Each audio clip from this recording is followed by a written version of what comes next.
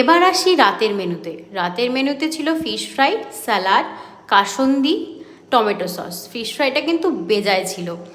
এরপর ছিল গরম গরম ডাল, ভাত আর পাঁপড়, সাথে ছিল মাছ। মাছটা কিন্তু ভীষণ ফ্রেশ ছিল, আপনারা আশা করি দেখেই বুঝে গেছেন। আর ভীষণ ভীষণ টেস্টি ছিল। এরপর পাতে পড়লো পোলাও আর কচি পাঁঠার ঝোল। উফ, যা হয়েছিল না, দুর্দান্ত!